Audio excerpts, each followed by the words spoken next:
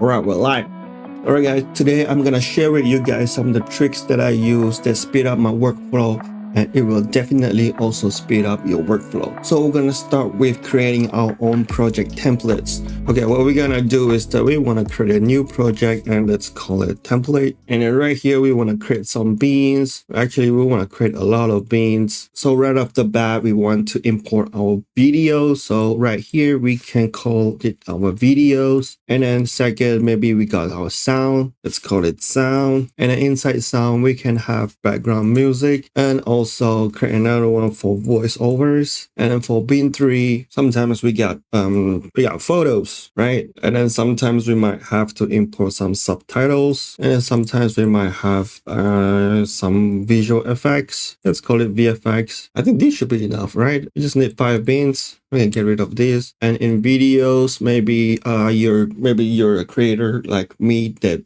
have a screen record. You can create a new bean. Let's call it LPS, right? And maybe you have downloaded some stock footage. We can also put stock footage right here. And then right now I have this arrow right here. We can also put this like arrow 3/6, or you can just call it arrow. Or maybe some other cameras. We can also put new beans and also B-roll. So for example, you have your B-roll, your iPhone, you can put Pro Max, Team Pro Max. We got sound, background music, voice over, and then one more, we can also put sound effects. Right, and then photos, subtitles, photos, we can have photos, GIFs, right? And then also GIFs, stills, subtitles, you can just import your own subtitles if you got them. And then visual effects are something like maybe green screen items or some templates. And then one more important one is we want to create one more for, let's drag it out in the master. We want to create one more for our timeline. Come to our timeline and create one new timeline. It's project settings. Let's change it to, maybe you want your default timeline to be 4K, and then go 30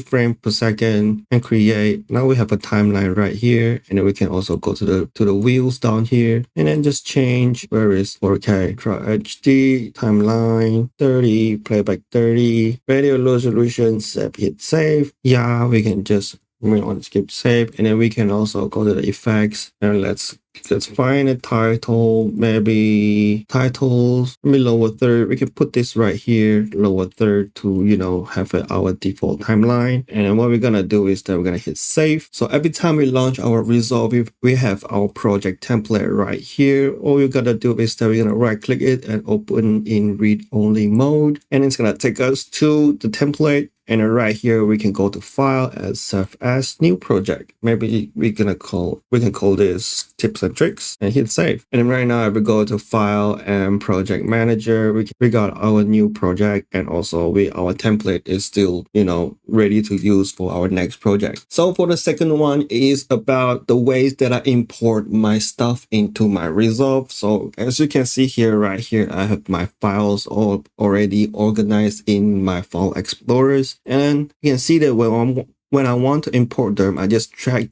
and drop them into the media pool, and you can see that my file is all over the place, and my very, very organized folder structure is just gone. So what we can do is that we can highlight all of them, and instead of dropping them into the media pool right here, we're gonna drop it at the sidebar right here, like right below this master bin. We're gonna drop them right here, and it's gonna maintain our file structure in Resolve. And everything right here is already organized for you. So this is gonna save a lot of time in your editing. So going back to the first one, when we have a already made template right here, and we wanna import our files into our project without messing up everything, one thing we can do that we can just highlight our stuff that we want to import. For example, I have my dailies right here, which is shot on my GS6, and also my screen recording, and also some editing materials that I need for my project. So I can highlight all these files and then drag and drop them into the video bin right here, just the video bin right here, and we're gonna release, and it's gonna import the file into my video right here. So for the next one is how I navigate around my timeline, and right here we're at DaVinci Resolve. One thing we can do is that we can drag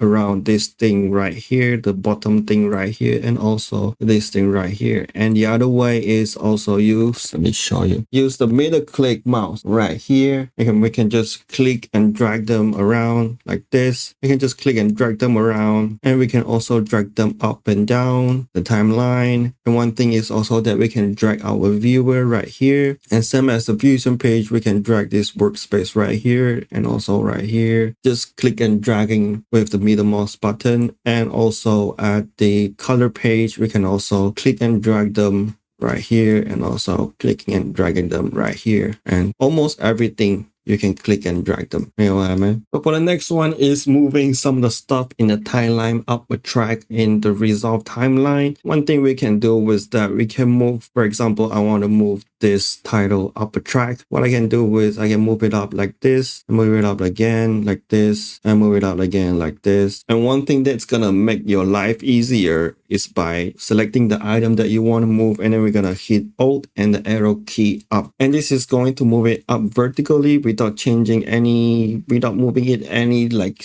left or right frames. And we can also do it like batch. We can also batch them and also move up. And this is very useful for sometimes you want to insert a track right here, and then everything is going up, and then we can just highlight them. I know, I mean, this is a little bit redundant, but I mean, I'm just trying to show you. This is a cool trick to use. Like sometimes you will have your effects right here and you want to move up like this, and it's kind of hard to see to, you know, where you move it. And this is where these shortcuts come into place. You can just up, and just see this video track goes up all the way up. Yeah, I think that it's been useful to me. So the next trick right here is to zoom all your timeline into a page so that you can kind of have a plane view of your whole timeline. So one thing we can do is by clicking the button right here to full extent zoom. So instead of Alt and mouse scroll in and out, what we're gonna do is that we're gonna go up to the DaVinci Resolve and check for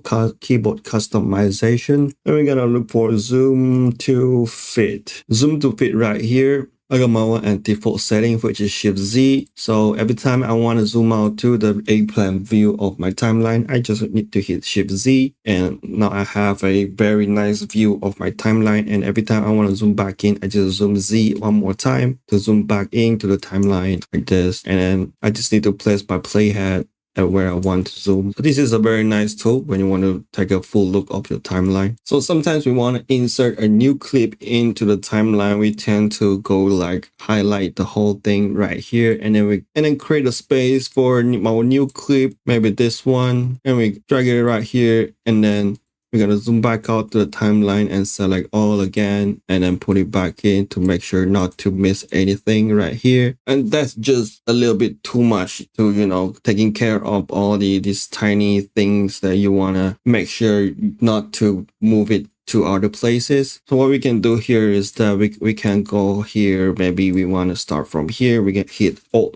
Y to select everything behind, and we can just move it here like this. And then we can insert what we want into the middle right here, and then come back here and Shift Y and Alt Y, and then put it back in like this. Put it back in, put it back in. Come on, boy. Yeah, that's it. Now, the next one, I talk about it in my previous video, is that sometimes we move our footage a little bit too much or too little. We tend to get this black thing right here, but sometimes your footage are a little bit too dark at the border, or the viewer right here is a little bit too black that it's not too obvious for us to notice it. One thing we can do is that we can come down here, and then to this viewer background, we can enable checkerboard. And right now, when we move something too much out of frame, we can see them very clearly that it is not really properly aligned with the frame. We can also go a little bit extreme with this a little red. So every time we have anything out of frame, it is very obvious to us. So we can make adjustment to, you know, make things not go out of frame. So for the next one is syncing your audio with your video. So if you're a creator like me, you have your A-roll and your B-roll, which is a screen record, or maybe you have a mic boom above your head, also record your audio separately from a video. What we can do is we can import, let's create a new timeline for this. What we can do is import our B-roll right here. I like to put my B-roll at top of my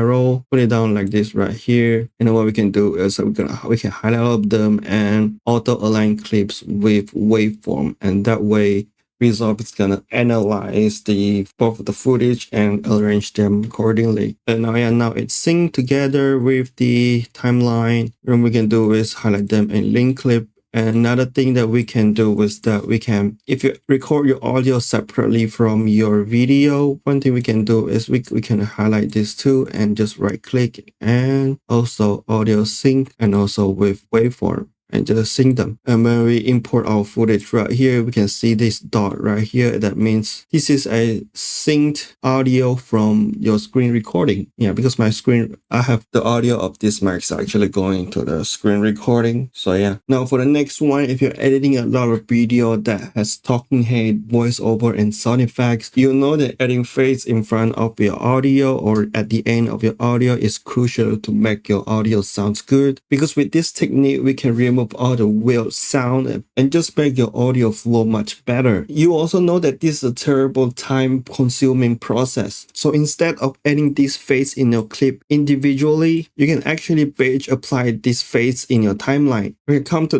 this Fairlight page right here and go to Fairlight and batch fade settings, and with this lane right here we're going to change it to 3 and constant, and then 3 for fade out. You want it to be exponential fade, and make sure you uncheck all these overriding existing right here and hit apply. Now you want to select the whole audio track where you want to apply the fades, and go to Fairlight and apply batch fades. Now that we zoom in, we can see that these clips all have fades applied to them, and then these connecting clips will have cross fades. Alright, that's it. These are my 9 tricks that save me a lot of time in editing, and these tricks seriously improve my workflow, and I hope it does the same for you. If you have any questions, just leave them down below and I'll do my best to answer them. I hope you guys having a good time, and I will see you guys in the next video.